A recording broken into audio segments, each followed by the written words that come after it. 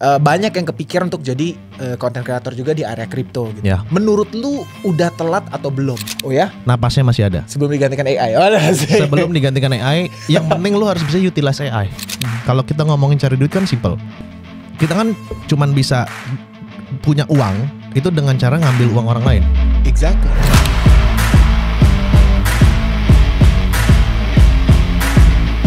Yo guys, oke, balik lagi ke BLP Banteng Lari Podcast. Gue lupa sekali lagi nih episode keberapa. Dan kali ini ya gue bakal bahas satu topik yang gue yakin kalian semua tuh bakal banyak banget yang relevan.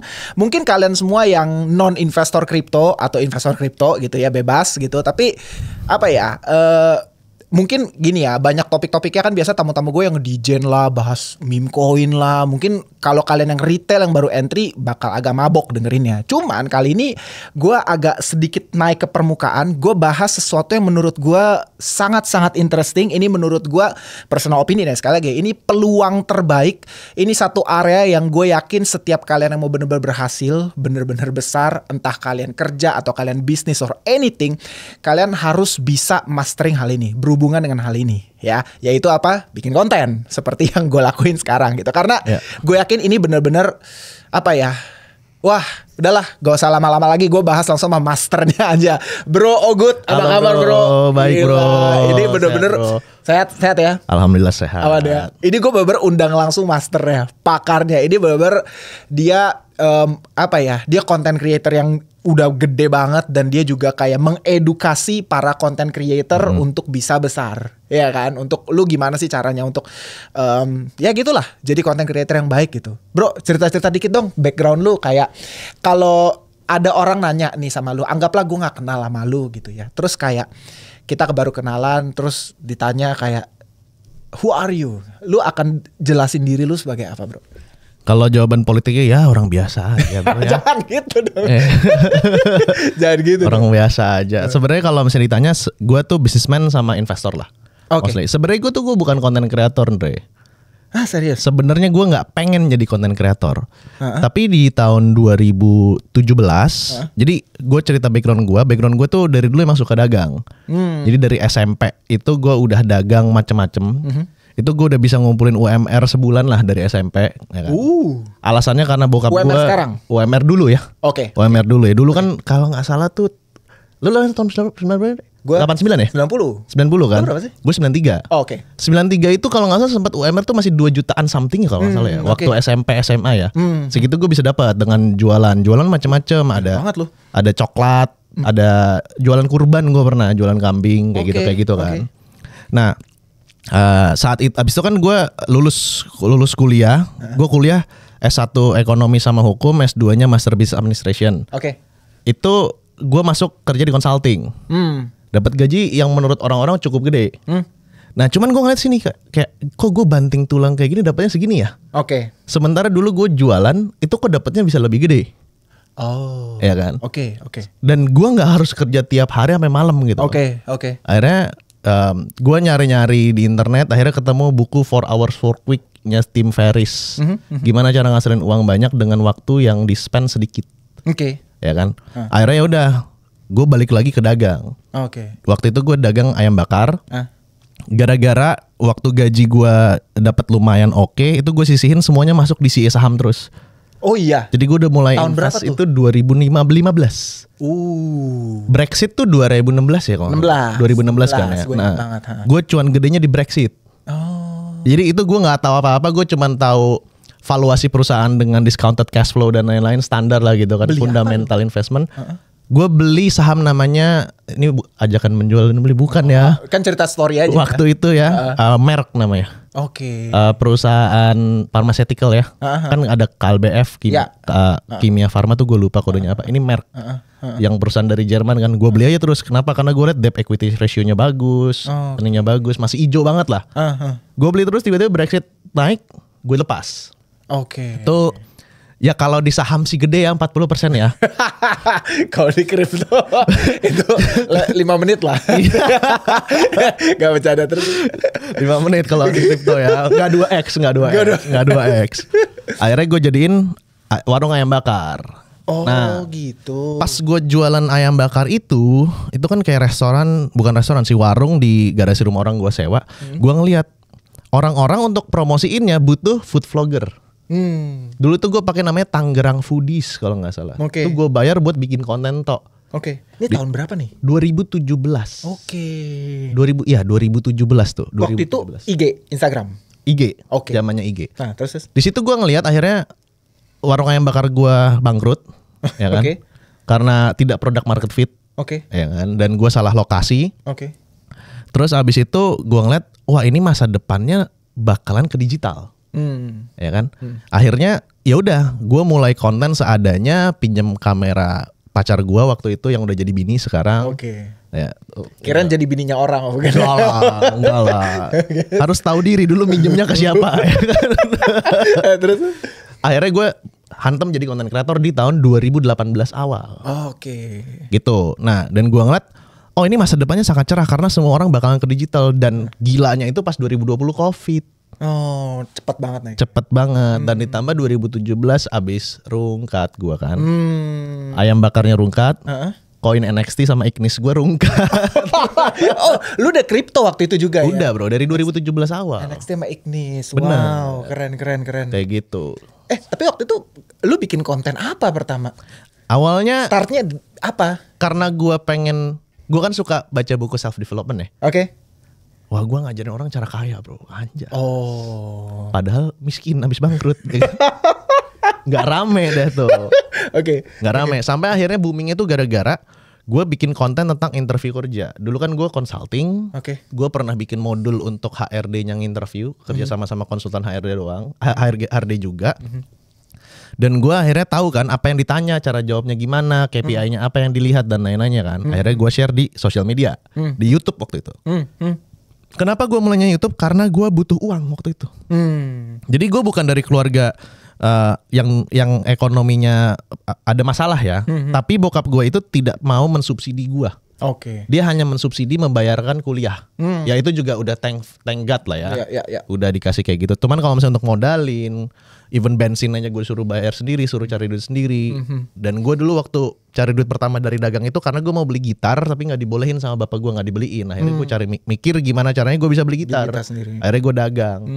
Nah, abis itu ya udah setelah rungkat kayak gitu, gue jadi konten kreator.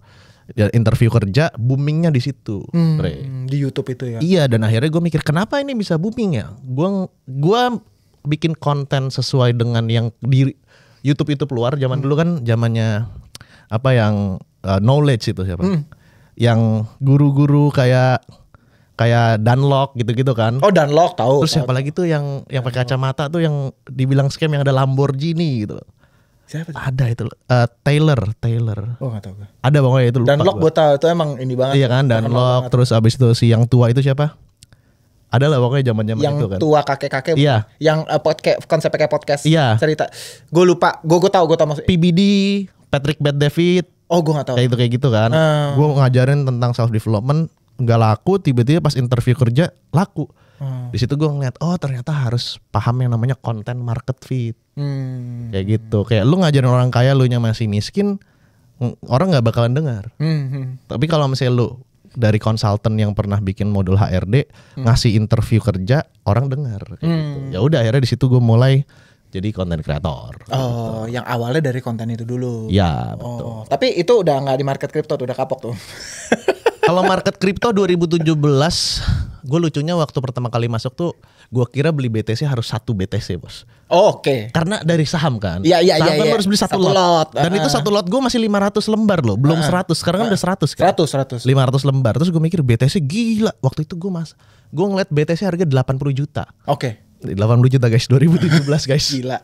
80 juta. Wah ini harus belinya sejuta nih. Akhirnya gue belinya zaman dulu. Karena hard fork ya, itu kan ada BTG, Bitcoin Gold sama BCH. Gue belinya Bitcoin Gold. Ya kan? Pas gue ngeliat, kok gue dapetnya 1, bla.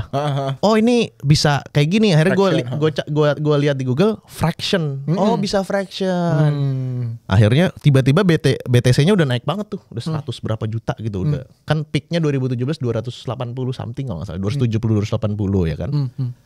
Akhirnya gue masuknya ke koin kayak Stellar Lumens, Ripple, NXT, ya kan, NXT. Terus abis itu entah kenapa tiba-tiba NXT naiknya gila-gilaan bro, karena mau dapat airdrop Ignis. Ya kan? Nah, masuk kriptonya di situ dan di 2018 yang tadi lu tanya, karena hancur ya uang gua udah bukan round trip lagi, dikasih ke bawah gitu loh.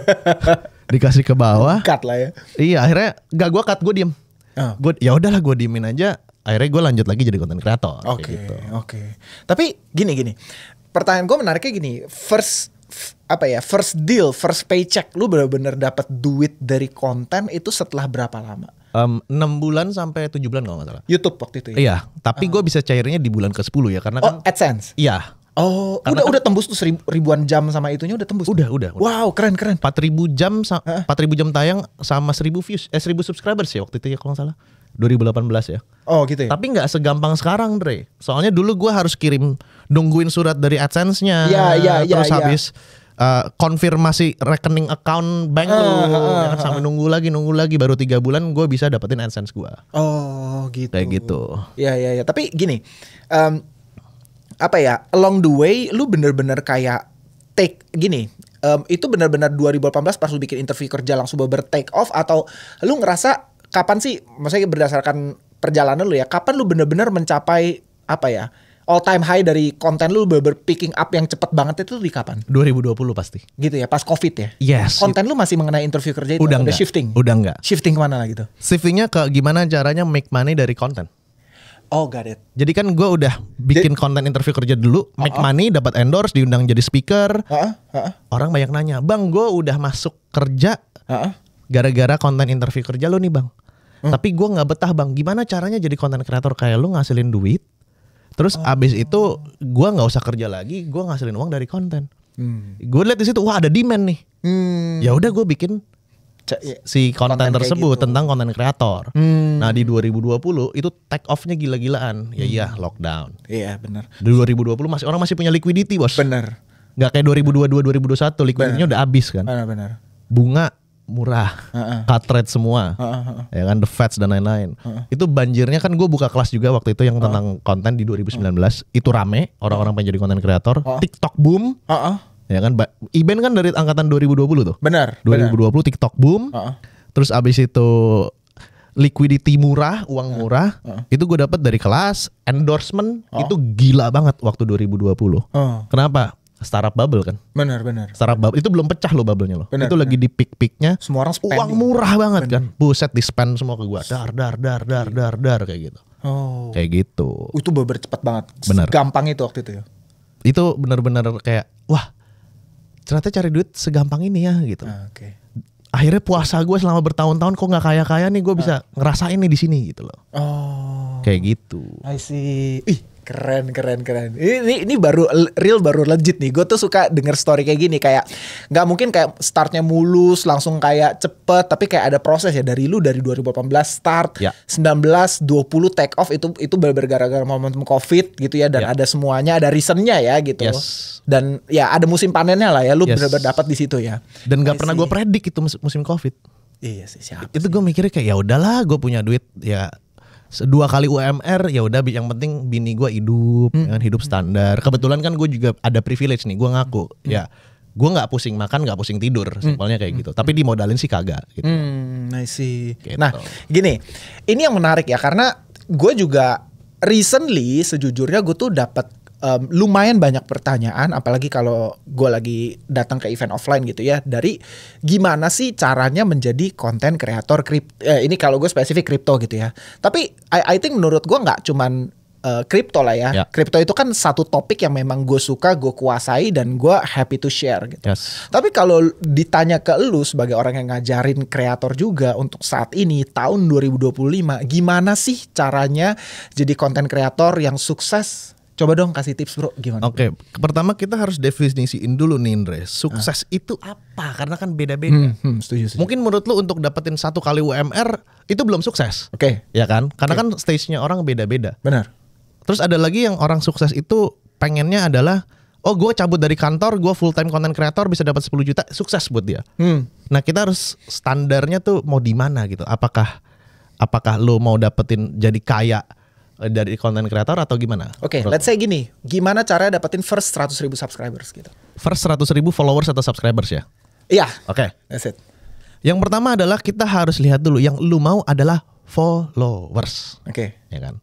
Yang lu mau adalah followers. Berarti kalau misalnya lu mau tahu gimana cara banyak orang yang follow, lu harus perhatiin 3 hal dong. Yang pertama adalah rata-rata orang di Indonesia itu maunya konten seperti apa? Ya kan? Pasti paling banyak entertain. Kayak Iben, Willy Salim, dan lain-lainnya. Nah, tapi permasalahan kalau konten entertain itu odds-nya kecil. Contoh kayak misalnya kita berdua bikin konten lawak gitu loh. Kayak siapa gitu loh, kayak belum tentu menarik gitu loh. Berapa banyak orang-orang yang entertain itu bisa take off segila itu dibanding orang-orang yang mencoba. Ya kan? Berarti kalau gitu turunin lagi, jangan main entertain.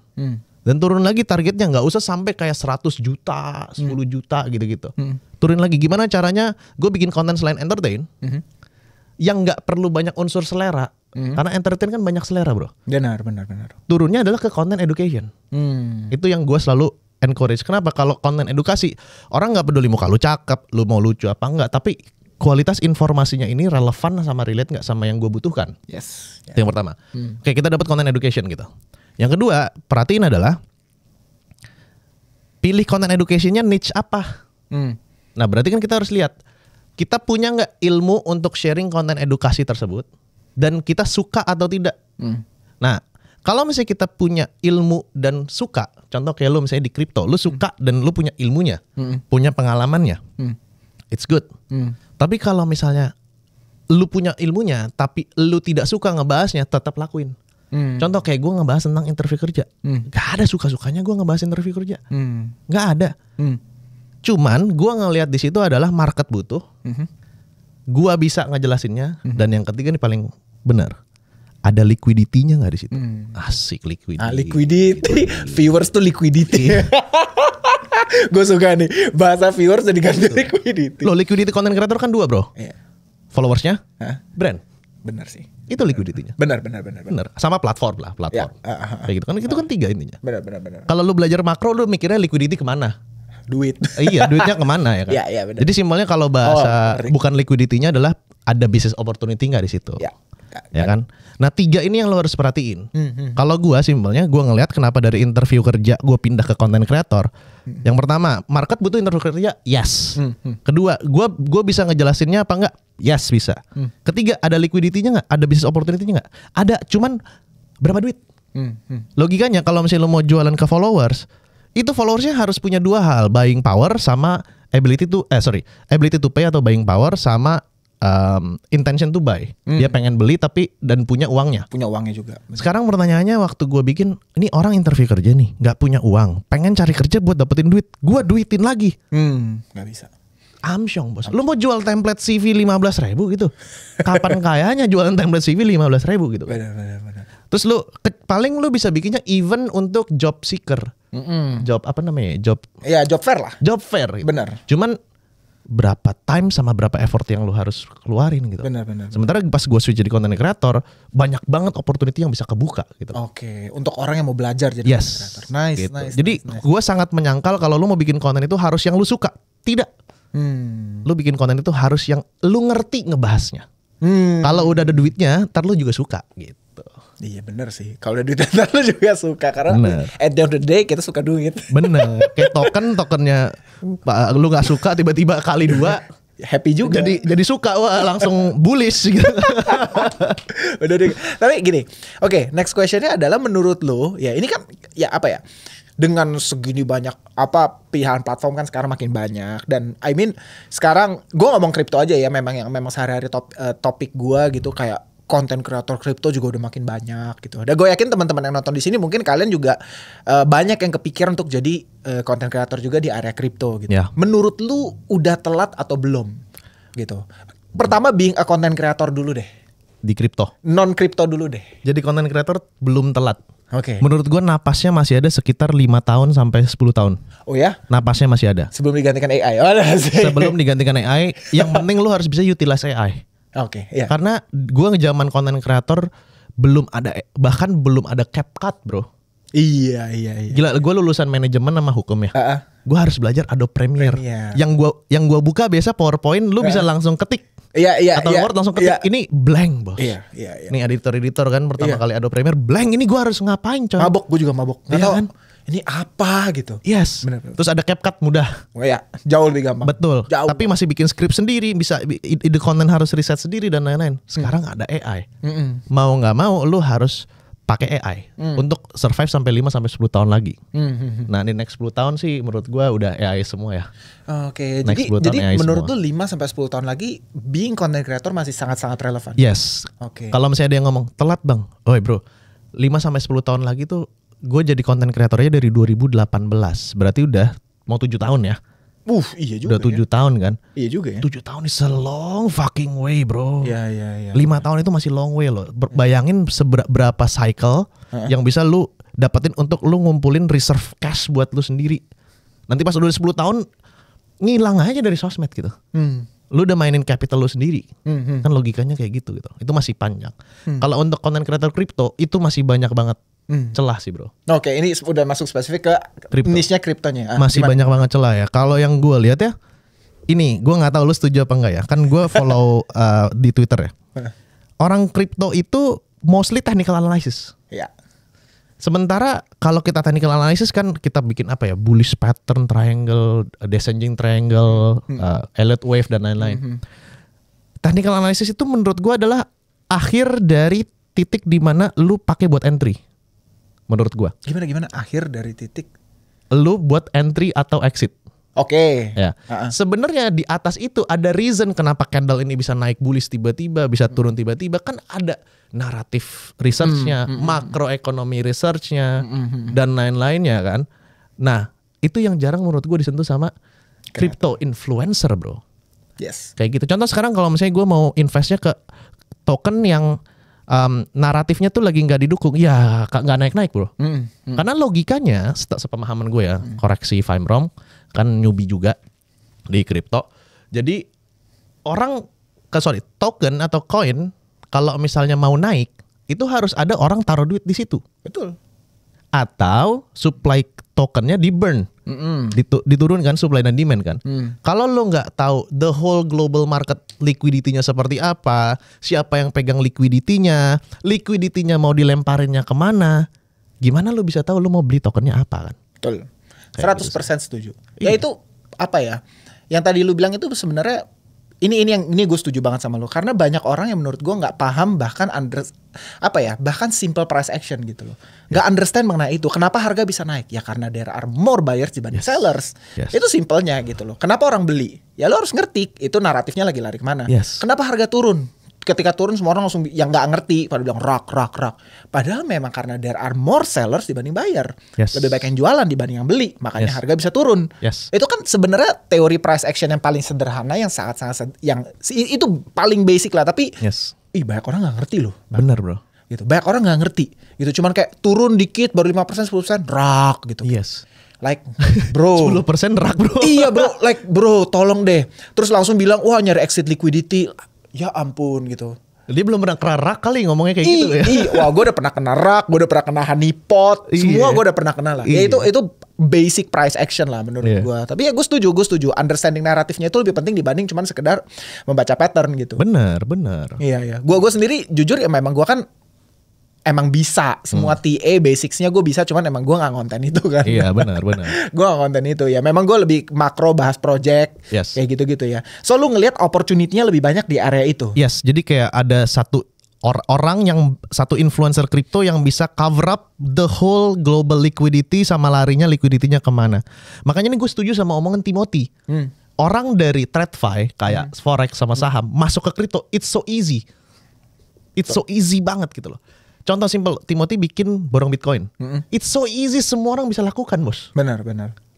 Iya, apalagi beli di 2023 gitu kan. Itu semua kan simple kata Warren Buffett kan, buy when there is a blood in your street, even it is your own blood kan. Waktu 2022 pas si Timothy bikin akademi kripto, itu kan lagi blood semua kan. Iya, beli aja, nggak usah pusing, tutup mata gitu loh. Gitu. Jadi super bener kata Timothy, super simple kalau misalnya orang dari TradFi ke sini gitu loh. Kayak bener. Kayak kemarin di Kocek Market aja yang ARK jualan, yang dari 100 berapa terus turun jeder kayak gitu. Ya. Itu kan ya bandarmologi logikanya. Iya, karena lebih banyak sellers gitu kan sebenarnya simple banget. Iya. Cuman ya memang apa ya? Ya inilah, ini misteri yang kayak apa ya? Ya karena gini sih bro, karena banyak orang kan lu tau lah masuk kripto tuh karena FOMO kan. Maksudnya tanpa memahami semua ini, ya benar apa nggak ngerti, bahkan simple price action yang nggak ngerti gitu loh. Terus kayak nggak pernah masuk saham semuanya, atau langsung kayak ya gitulah, kita bisa tahu lah gitu. Sebenarnya sama sih Andre waktu gua masuk 2017 ya, gua mau money cepet. Gua ngeliat temen gua beli iPhone, waktu itu iPhone berapa? iPhone 11 atau 12 gitu, gua lupa. Gara-gara kripto. Ya semua maunya kayak gitu di awal gitu loh. Nah cuman ya gue juga nggak hipokrit ya, bahwa gue juga maunya duit di awal tuh yang 2017, nggak hipokrit. Orang mau cuan lah. Nggak munafik lah gue. Gue juga. Nah, cuman masalahnya pas dia masuk, dia tuh nggak sambil nambahin ilmu pengetahuan di otaknya. Waktu gue 2017 masuk, gue pelajarin dulu blockchain tuh apa sih? Ya kan? Hard fork tuh apa sih? Bitcoin tuh apa sih? Baca gue white papernya. Ini baru benar. Docsnya dan lain-lain. Nih baru benar. Terus gue nonton YouTube yang bedanya peer to peer transaction di blockchain tuh apa sama bank. Ya. Terus gue mikir kayak iya juga ya, gue mikir kayak gitu ya. Ini gitu. Guys, ini baru benar. Banyak orang tuh masuk kripto yang dicari adalah apa? Rekomendasi koin. Bener. Iya kan. Bener. Ujung-ujungnya ketika rekomendasinya nggak akurat, nyalahin yang ngasih rekomendasi. Iya. Padahal kayak bro, lu ini yang benar-benar mestinya dipelajari dulu. Tapi gue jadi interest nih gara-gara kita bring up udah sampai sini topik kayak gini ya. Gue inget waktu itu gue pernah nge-tweet lah satu hal yang kayak lumayan rame. Intinya gue bilang kayak apa ya? Gue sampai lupa gue ngomong apa waktu itu, kayak apa sih? Anjir, gue ingat-ingat dulu nih. Kayak intinya tapi gini. Nih, gue buka tweet gue bentar ya. Gue belakangan jarang nge-tweet, jadi kayak terakhir yang nge-tweet gue ingetnya apa gue pensiun aja ya udah kali bro di Twitter. Iya sih. Terus gue bilang enak juga nih orang bisa pensiun. Gue udah achieve quite good. Ini gini ya.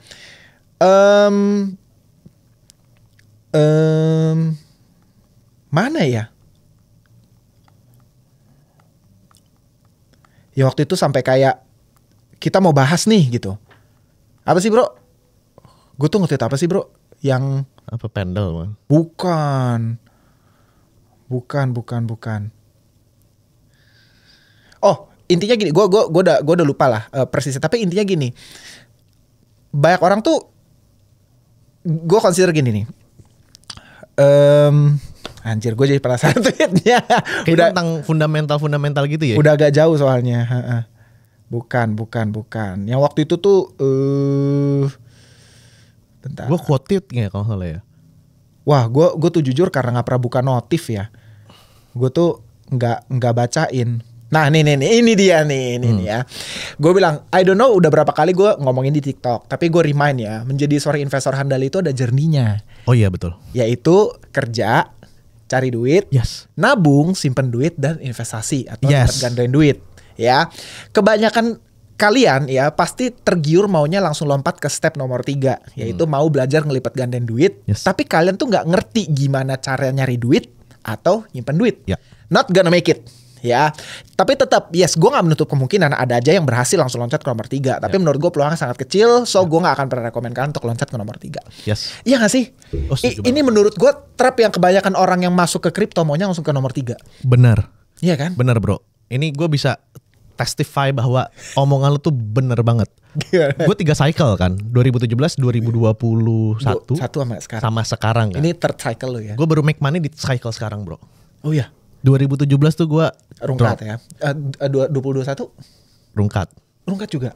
Tapi gue nggak bego. Oke. Rungkatnya masih on my risk profile. Oh oke. Nggak all in semua ini gue namanya liquidity gue. Dan setiap perjalanan tuh gue ngeliat cycle ini gue belajar apa, cycle ini gue belajar apa, cycle ini gue belajar apa. Cycle pertama 2017 gue belajar bahwa tidak ada yang namanya aset naik terus. Gue kenanya di NXT. Naik banget tiba-tiba. Padahal udah cuan banget ya sebelumnya. Udah cuan banget bro, udah cuan banget. Gak gue exit. Yang cycle pertama tentang tidak ada yang namanya aset naik terus. Cycle kedua don't forget to sell your asset. Don't forget to sell your bags. Oke. Karena lu harus jangan kayak sekarang ada meme-nya. Cuan take picture, ya. Baru take profitnya pas sudah round trip ya kan. Di bawah. Ya kan? Itu gue belajar cycle kedua. Oke. Nah cycle ketiga ini yang gue pelajarin adalah beli saat orang tidak mau beli. Oke. Dan akhirnya nikmatnya berasa tuh pas udah kayak gitu. Kayak gitu sih. Dan gue belajar juga, gue busuk di trade. Trading tuh gue busuk banget. Technical analysis buat nge-swing trade, scalp trade, dan gue hancur banget. Gue lebih mendingan beli hold. Kayak gitu. Sama sih. Tapi iya kan, I mean apa ya, kebanyakan orang tuh gitu, maunya ketika dia masuk kripto pasti udah punya angan-angan, ekspektasi bahwa ini adalah tempat gua untuk gua bisa ngelipat gandain duit. Yes. Ya toh. Padahal kalau lu nya aja nggak punya duit, lu nya aja nggak ngerti gimana nyari duit, apa yang mau lu lipat gandain? Bener. Iya kan? Kalau lu nggak ngerti cara nyimpen duit, ya, maksudnya gini, banyak ya, gue punya teman-teman yang kayak nyari duitnya jago, tapi nggak pinter nyimpen. Ya. Ujung-ujungnya selalu besar pasak daripada tiang. Ya. Dapat 100 juta, spending 150 juta. Dapat 200 juta, spending lebih dari 200 juta. Bahkan ngutang. I mean, ngerti kan? Maksudnya ambil cicilan ini itu. Okay. Dan ujung-ujungnya creating debt lagi gitu. Yeah. Tapi dia gak ngerti cara nyimpen duit. Yeah. Gitu. Karena gue benar-benar apa ya, ini tuh journey nomor 3 menurut gue untuk lu bisa ngelipat gandain duit. Ya lu harus bisa jago nyari duit. Lu harus jago nyimpen duit. Tanpa dua ini susah men. Betul. Iya kan? Setuju. Gak bisa, gak bakal bisa, lu gak bakal bisa. Gue udah ngerti, karena gak tau ya, gue udah ngerti ini dari zaman 2016 ketika gue awal masuk saham. Gue saham 2016, lu kan 15 kan. Lu lebih early lagi bro dibanding gue. Cuma kan gue keluar setelah itu udah gak main saham lagi. Oh, abis Brexit, wah cuan banyak nih. Cuan banyak, udah bikin ayam goreng. Soalnya gue trading saham Pakuwon, PWN ya. Waktu Pewon. dulu ngikutin trading, kok gak cuan-cuan gue ya nih. Udah gue exit aja dah gitu. Wah, gue malah pas saham gue dapat beginner's luck lah. Tapi 2020 COVID gue malah bangkrut. Gue kan COVID 2020 bangkrut banget. IHSG kan hancur parah kan, turun parah. Kan ARB 4 hari tuh berturut-turut. Di hari kelima gue jual. Minus 80% lebih gue. Gue panik selling gara-gara bini gue mau lahiran. Ya itu parah lah, itu long story lah. Gue itu masa terburuk gue sepanjang hidup lah. Udah anak, lagi istri hamil anak 1, rugi usaha. Waktu itu punya bisnis F&B bangkrut. Udah gitu juga gue punya saham tabungan semua hancur. Wah itu parah lah. Gitu loh. Ya tapi itu pelajaran lah ya. Jadi gue mau teman-teman apa ya, belajar lah. Iya. Kayak rumus ngatur keuangan dan jadi kaya kan simpel sebenarnya. Tambah gimana? minus sama dengan bagi kurang. Bagi kali. Gimana nih maksudnya? Plus minus, plus uang masuk. Minusnya berapa sama dengannya harus plus. Ya. Plus minus sama dengan. Itu kan income statement di PNL. Bukan. Profit and loss. Habis itu bagi kali. Bagi itu kan berarti ngomongin balance sheet. Ya kan balance sheetnya. Jadi lo harus uang yang lo udah dapat dari sama dengan itu dibagi nih, aset kelasnya mau apa. Lo megang cash berapa, megang aset lain berapa, Kalau gue pribadi gue mainnya barbell strategi. Simple, barbell strategi udah main yang super low risk sama yang super high risk kayak gitu. Terus baru kali dari pembagian tersebut yang lo pisahin aset, mana perkalian yang bisa multiplying your money-nya gede. Kayak gitu kan, itu doang sih. Plus minus sama dengan bagi kali. Bener banget. Gak perlu aljabar, gak perlu integral, determinan gak perlu. Bener. Dan itu gue setuju. Dan uniknya gini, apa ya, kayak lu ini third cycle lu kan. Gue ini second cycle gue. Yet ya mungkin gue consider first cycle gue di saham lah. First cycle gue di saham, gue udah rungkat setengah mampus di saham. Jadi kayak gue gak berangkat dari nol gitu loh, ngerti kan. Terus gue masuk kripto kan baru 2021 bro. Habis gue bangkrut gila-gilaan, gue masuk abis itu 2021 awal gue into kripto gitu. Cuman memang udah dengan knowledge saham ya. Gitu. Gue udah berangkat dengan fundamental. Semua udah knowledge yang benar-benar baik lah gitu loh. Nah terus habis itu ya ampun, bini gue datang bawa kopi. Halo. Bro, kopi bro. Terima kasih bro, sorry tangan kiri. Thank you sayang. Thank you Kak ya. Nah itu apa ya, gue lebih makanya di podcast ini ya, gue tuh lebih pengen bahas sama lu ya, kayak nomor satunya sih sebenarnya, ngerti kan? Nomor satu gimana caranya lu bisa nyari duit bro. Gitu. Ini yang kayak gak tau ya, gue consider tuh apa ya, sebenarnya ini lebih essential menurut gue. Gue kalau lu tanya gue mana yang gue akan lebih emphasize untuk orang belajar ya, nyari duit. bukan ngelipat gandain. Karena game ngelipat gandain duit itu jadi menarik ketika lu punya duit. Ya. Ngerti kan? Kalau lu nggak ada duit, berat bro. Betul. Lu harus ambil resiko yang paling mentok, baru berasa gainnya. Ngerti kan? Kayak lu punya uang cuma 10 juta, ya lu harus ambil resiko paling tinggi supaya lu bisa dapat gain yang sangat baik. Kalau nggak, ya mungkin nggak seberasa itu. Bener. Tapi kalau lu punya duit 1 miliar, 5 miliar, lu ambil resiko yang paling rendah pun itu udah nikmat. Betul. Iya kan? Gitu loh. Udah nikmat banget. Nah, makanya kayak gue pengen banget bahas nomor 1 ini, gimana caranya nyari duit melalui konten sama lu. Oke. Gitu loh. Kalau ini gue bisa jawab sih. Gimana? Lebih Gimana? jago yang di plus minus sama dengannya. Oke.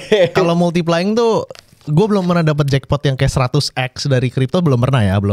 Kalau beberapa puluh sih ada. Cuman masuknya size kecil pasti kan kalau yang kayak gitu. Pasti. Bukan my all in back di situ, kagak bro. Wah iya. Dan ini gue pelajarin ya. Ini orang banyak yang ngerti loh. Terus gimana bro? Gue pelajarin ya. Ini sebelum kita masuk ke plus minus sama dengan yang tadi ya, yang cari duitnya ya. Let's say misalnya Andre masuk satu koin kali 10. Orang nggak tahu bahwa dia nggak all in satu. Iya. Yang kedua, let's say misalnya kali 10, misalnya masuk 10 juta. Ya. Jadi 100 juta.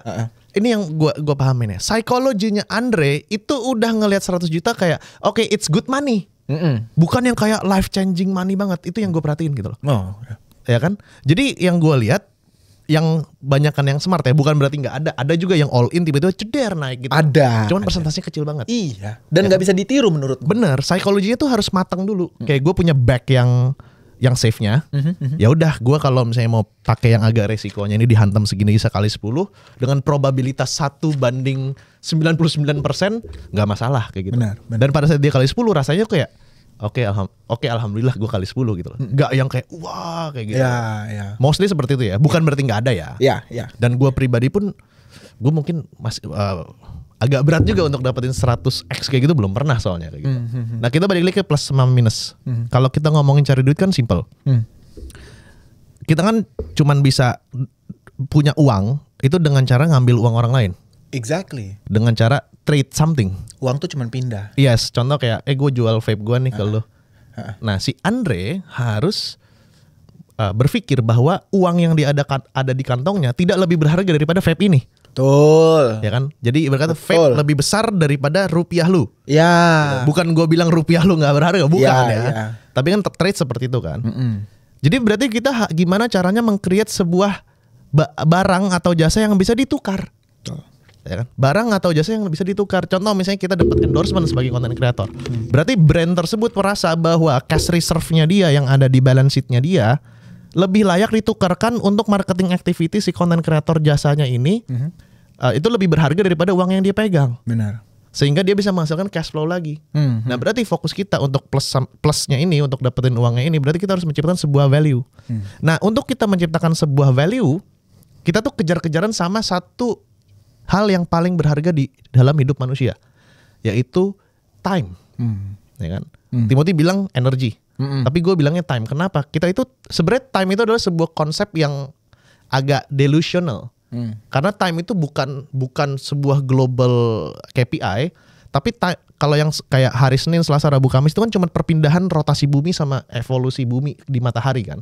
Sebenarnya time yang ada, yang lu lomba-lomba untuk kejar adalah time dari kadaluarsa organ-organ tubuh lu.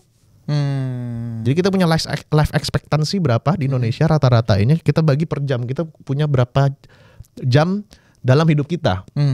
Nah, gue selalu fokus sama productivity dulu, ya kan? Jadi gue fokus dua, value-nya apa, productivity-nya apa. Gue lihat dulu value apa yang bisa gue ciptakan dengan kemampuan gue dan time gue.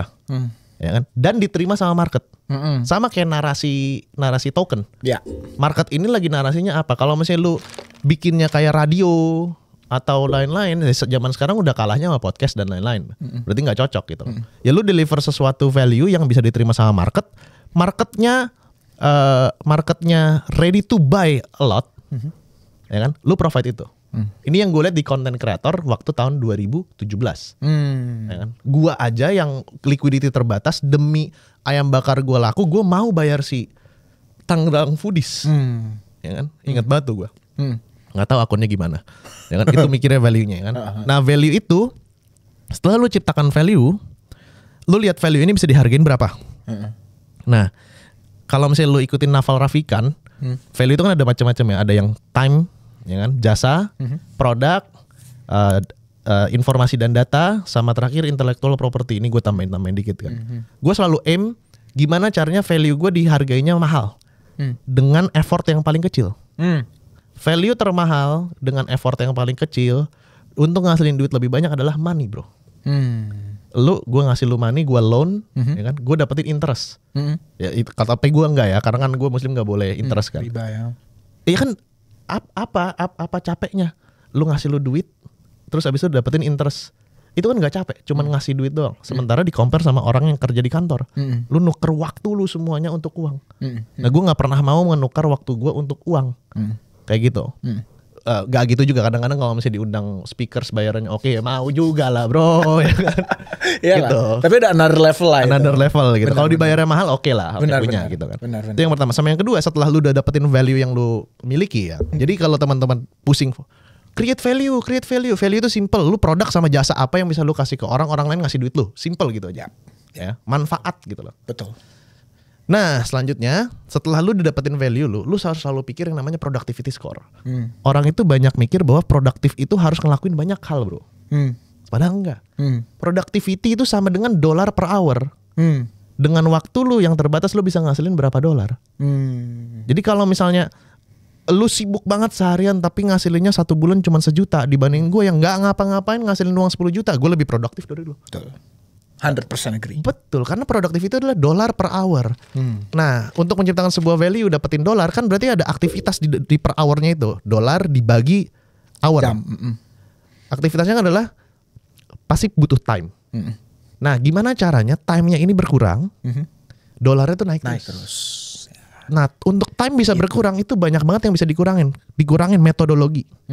Contoh kayak Adobe Premiere Pro, lu sempat ngedit kan Adobe Premiere Pro? Sempat. Ada preset, bro. Yang semula color grading lu harus atur tuh lumetri colornya dan lain-lain, ini bikin preset aja tinggal ceplok plek, waktu lu berkurang. Habis itu tools, kita bisa pakai tools. Misalnya lu bikin script, tadinya nge-script sendiri pakai AI, berkurang lagi.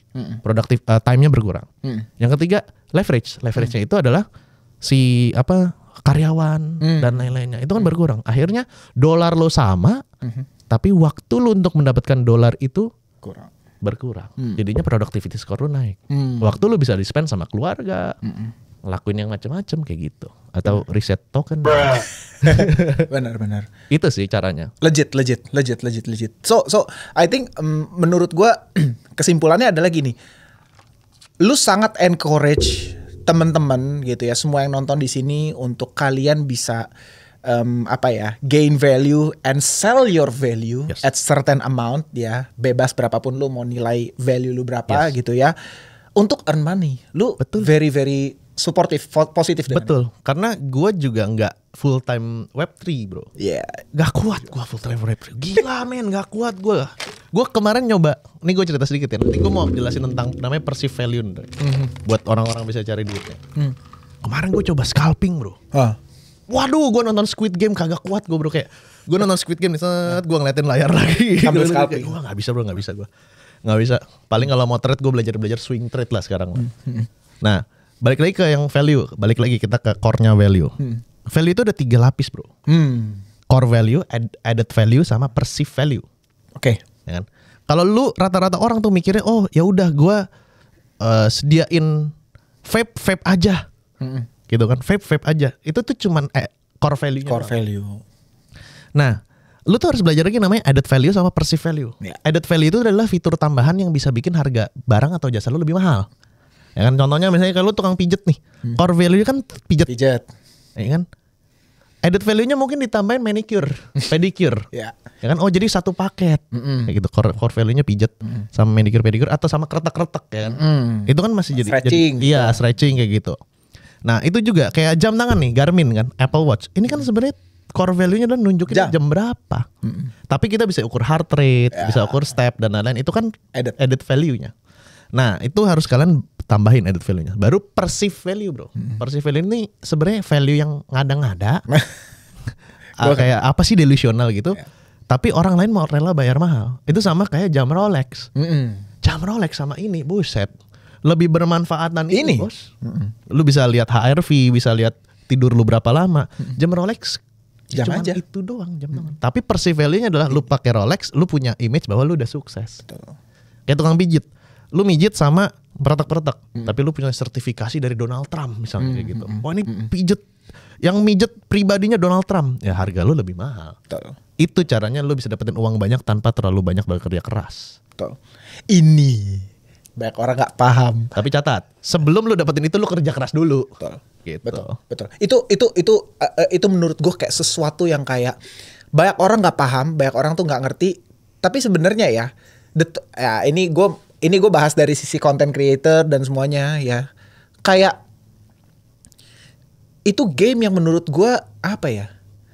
Semua orang tuh harus bisa sampai level itu gitu. Kalau enggak, ya lu segitu-segitu aja gitu loh. Tapi rata-rata orang yang nggak punya knowledge mengenai ketiga hal ini ya, selalu kayak ngelihat dia kemahalan, dia come on man, gitu loh. Ngerti kan maksud gue? Iya makanya. Ujung-ujung kayak gitu. Nah tapi kayak ya sama kayak token lah bro. Ngerti kan maksud gue? Token kan juga kenapa harga bisa semahal itu ya. Gue gak mau nambahin lah terlalu gila nih gitu. Tapi sama kayak, ini sih kalau contohnya kayak token, kita ngelihat edit core value-nya apa sih dia, edit value-nya apa nih. Kalau misalnya ternyata lebih banyak kan perceived value-nya, berarti kan ada kemungkinan ya udah kita ambil resikonya lebih kecil lah karena utility-nya sebenarnya nggak jelas gitu loh. Kayak gitu. Wah nice nih. Ini keren nih. Jadi kayak guys kayak apa ya? Gue sampai agak lupa mau ngomong apa. Tapi kayak gue benar-benar sangat encourage untuk lu semua yang nonton, lu masuk industri ini, creator gitu. Karena lu tau gak sih kemarin tuh gue baca satu data menarik. Katanya dari semua di survei semua high net worth individuals di US, semua yang udah masuk HNWI kan $1 juta kan. 75% itu adalah entrepreneur. 15% itu adalah investor. Ya. 7% itu profesional ya kok. Bukan, inheritage. Warisan. 3% itu kalau nggak artis, entertainment, sportsman. Ya. Di antara 3 itu. Nah, lu ngerti kan? Lu nggak akan bisa kaya kalau lu cuma kerja. Betul. That's the whole point. Betul sekali. Gak ada di situ kuadran kerja lu bisa jadi setajir itu. Gak bisa. Lu either harus switch ke entrepreneur atau lu switch ke investor, which is yang gue lakuin. As an investor, gue bener-bener ini dan karena gue gak punya warisan, gue gak bakal bisa jadi yang 7%, inherited wealth gue gak akan bisa. Dan gue masuk juga ke kuadran 3%, yaitu actress, sportsman, sama entertainer. Mungkin ya kita entertainer kan? Entertainer kali ya gitu. Kayak lu harus masuk di antara satu di antara 4 ini kalau lu mau bener-bener kaya. Otherwise susah bro, iya gak sih? Betul. Susah bro, untuk lu nyari kerja misalnya gajinya ratusan juta juga kayak, waduh bro, lu konten aja lu. Kayak, soalnya gue consider kayak konten itu kayak sesuatu yang kayak infinitely scalable gitu loh. Betul. Ngerti kan maksud gue? Betul. Lu kalau kerja, at some point gue ngeliat ada saudara-saudara gue yang kayak pensiunan dari bank-bank besar gitu ya. Kayak, lu tuh gaji lu tuh cap gitu loh. Iya. Lu tambahin waktu lu 10, 20, 30 tahun pun, lu keukur kenaikan lu tuh sampai ya lu maksimal kalau lu jadi kepala cabang ya maksimal segini nih salary-nya gitu loh, ngerti kan? Kayak lu udah tahu 30 tahun lagi ya maksimal gue segini gitu. Yeah. Tapi once lu masuk ke area ini is unlimited bro, tergantung lu. Iya gak sih? Tergantung lu gitu loh. Lu sendiri boleh share gak sih kayak dari konten lu tuh pernah dapat paling gede tuh berapa bro? Kalau paling gede gue lupa ya, cuman kita rutin pasti ratusan pasti. Oke. Pasti ratusan. Pasti ratusan. In revenue ya. In revenue. Kalau net profit sih jangan gua nggak mau sebut lah. Janganlah. Dan sangat lean ya. Bener. Sangat lean sih. Bener. Ini bisnis sebenarnya kan bisnis media kan lean banget ya. Bener. Tapi kalau misalnya tanya DJP tenang bro. Nggak mungkin kalau udah segitu kagak mikirin pajaknya bro. Bener. Ya kan? Setuju. Jadi bener kata lo, kalau misalnya kerja sama lo di industri ini ya, baik entrepreneur atau apapun itu sama kayak kalau misalnya kerja lo investnya di big caps, udah ada bandarnya, jadi ada capnya segitu, ya kan? Ya, sebenarnya gue mau ngomong satu token XRP kan sebenarnya udah ada capnya udah lama, cuman nggak tahu nih kenapa bisa naik. Itu kayak oke dari 2017 segitu aja gitu loh. Sekarang tiba-tiba jeder naik banget kan. Udah ada capnya. Tapi kalau misalnya lo yang di ibarat kata Texas West Wild West ini kayak content creator, entrepreneur dan lain-lain, capnya tuh nggak ada. Gitu. Benar. Itu sih ibarat katanya biar lebih gampang ke kriptonya kayak gitu. Big caps versus small caps. Ini yang banyak orang tuh nggak ngeh. Padahal sebenarnya ya memang sih resiko kita masuk area sini tentu lebih tinggi dibanding kalian yang bekerja. Ya toh.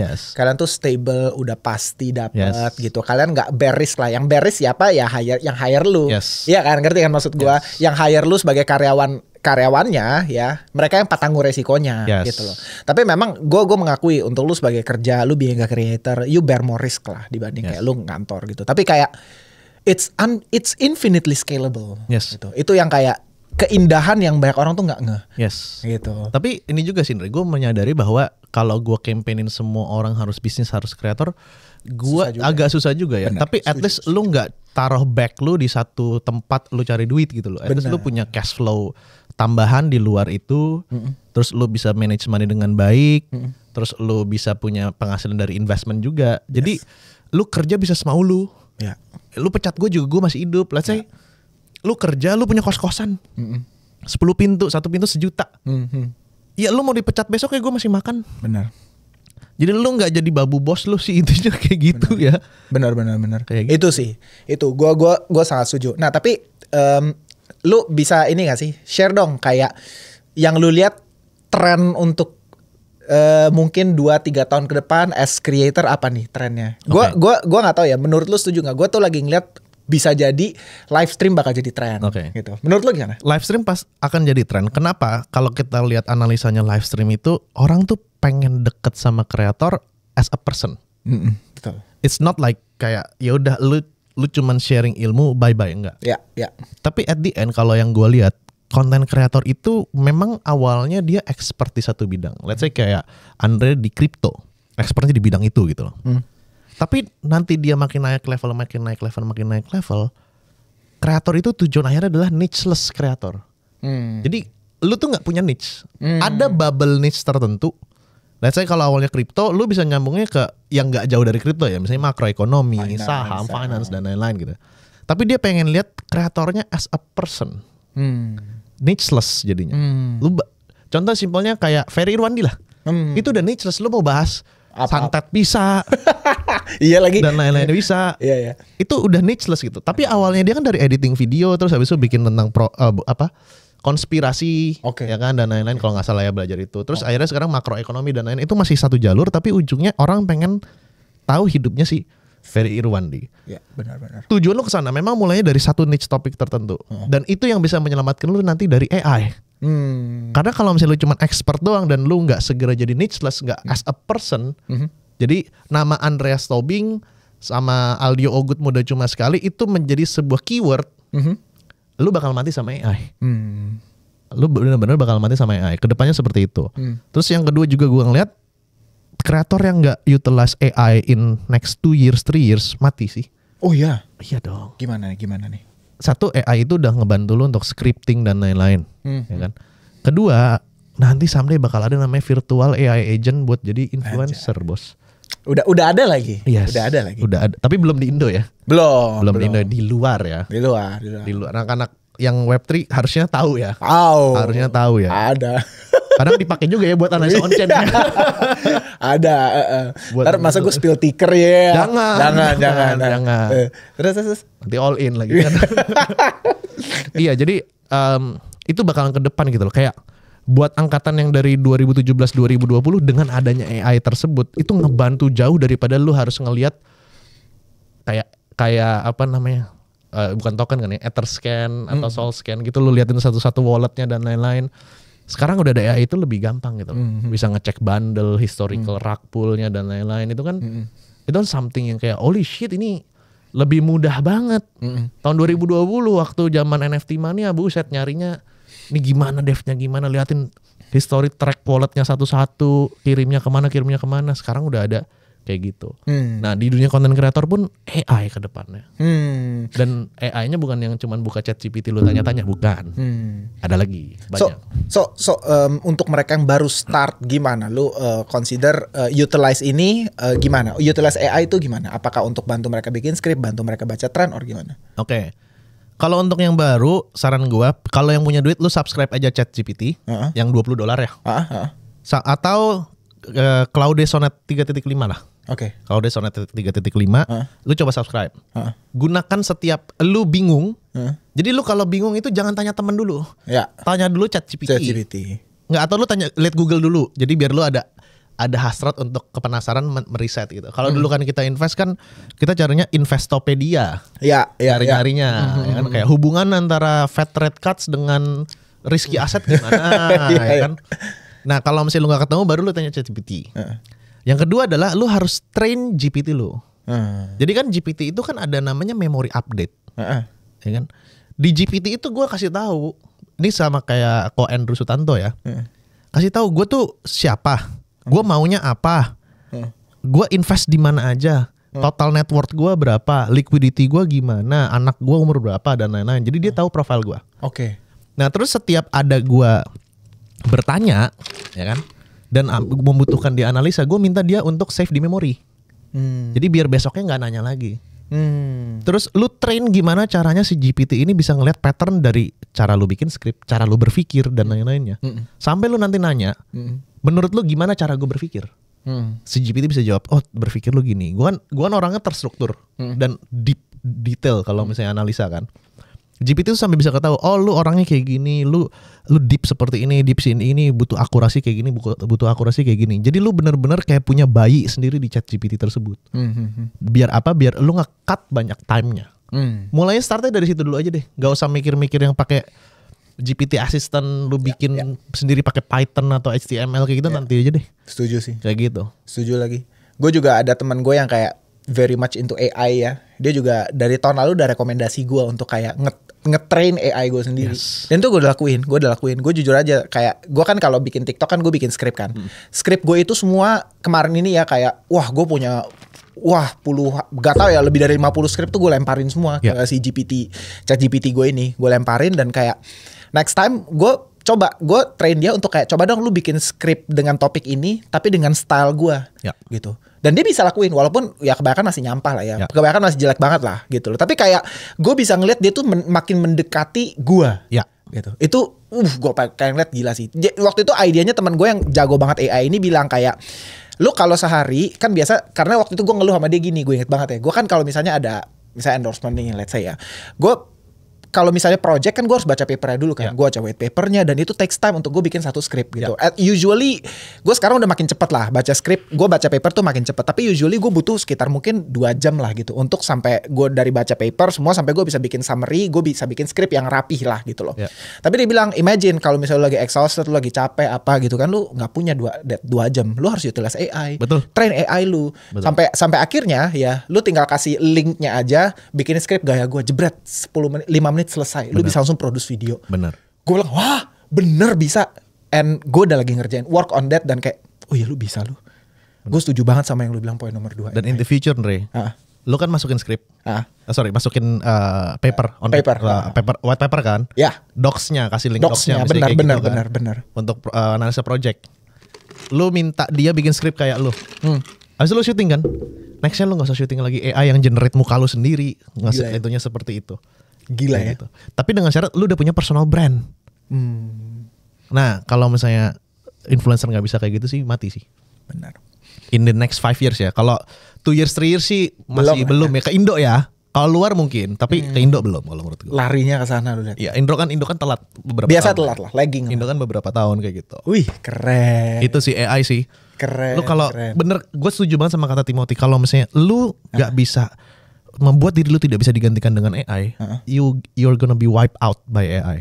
Nah makanya sebelum terjadi masif gila-gilaan kayak film The Matrix misalnya yang AI semua udah komputer semua, lu ambil cash sebanyak-banyaknya untuk amanin diri lu sama keluarga lu. Gue lebih prefer udah nggak usah mikirin kaya dulu deh.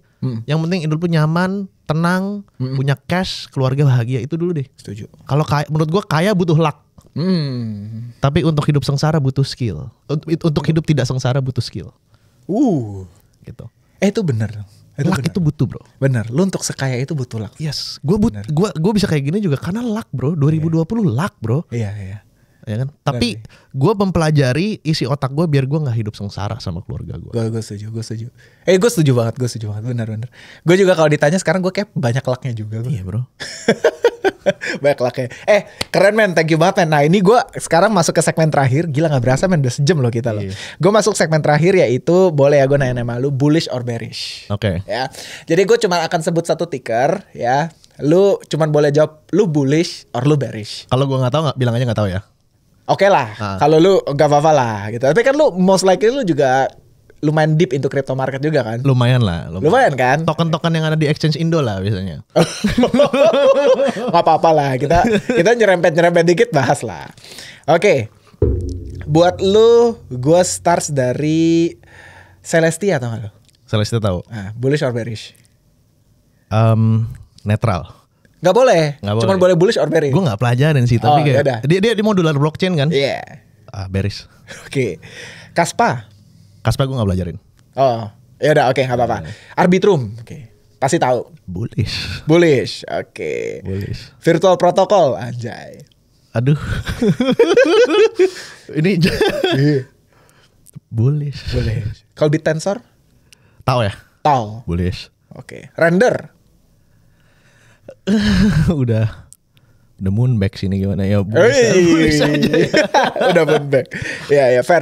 Polygon? Bearish. Oke. Aptos nggak pelajarin. Oke. ICP? Ini koin lu sih ya, bearish. Enggak juga sih. Bukan koin gua boy. Maksudnya koin pegangan lu dulu ya, kan? Gua pegang sih. Tapi gua udah pegang dari $3-4 loh ya. Iya. Lu bearish. Oke. Hyperliquid? Lu mah bullish. Oke. BGB bearish. Udah peak kemarin $8. Iya. Oke. Polkadot? Bearish. H-bar tuh ada narasi sama BlackRock ya? Bullish sih. Okay. XLM? Stellar Lumens? Yes. Bearish. Shiba Inu? Gue gak main meme. Oh oke. Gue gak main meme. Chainlink? Bullish. Okay. Ton? Oh ya. Ton itu yang The Open Network. Telegram kan? Ya. Bullish. Okay. Sui? Bullish. Tron? Aduh, bingung ya. Tron gue nggak ngikutin, cuman gue pakai buat ini ya. Iya, pakai chainnya. Bullish lah. Oke. Cardano? Bearish. Dogecoin? Gak main meme. Oke. Solana? Bullish. BNB? Bullish. XRP? Bearish gue. Okay. Ethereum bullish ya, karena masih belum ada yang bisa ngalahin ya. Oke. Bitcoin terakhir. Untuk tahun berapa nih Bitcoin? Iya sekarang. Bitcoin 60% bullish. Enggak, bullish or bearish? Tahun 2025? Ya. Bearish. Nice. Lu nih orang pertama yang Bitcoin bearish. Karena dari 2023 naiknya udah gila banget kan. Okay. Ya gue berharap gue salah. Oke. Gue berharap gue salah. Please banget gue salah, Bitcoin bearish. Please banget. Oke. Karena masih pegang barang. Gue juga pegang. Semoga gue salah ya. Okay. Amin. Fair. Oke, guys, itu tadi sekaligus menutup BLP gue kali ini. Thank you so much Bro Aldi Ogut. Thank you banget lo udah join. Jangan kapok-kapok. Ya, thank you so much alpha-alphanya mengenai creating content, semua tipsnya. Kita udah bahas trennya, semua tips. Gue harap banget kalian semua yang kayak nonton ini bisa kepikiran. Ya mungkin ada sebagian yang kepikiran untuk kayak move into a creator. Feel free. Gue sangat open, marketnya masih sangat-sangat kebuka, dan buat gue opportunity untuk be a good creator. Gue tahu ya, gue ngerasa lebih besar peluangnya lu menjadi kreator yang handal dibanding trader yang handal. Menurut gue lebih susah soalnya jadi trader. Susah trader bos. Personal opinion ya sekali lagi ya, karena gue dua-duanya ya. Gue trading iya, kreator iya. Menurut gue kalau gue boleh tanya mana yang lebih sulit, definitely trading. Yes, ya. benar susah. Be creator lebih gampang dan buat gue jauh lebih bisa menghasilkan. So guys, see you on next episode. Bye bye.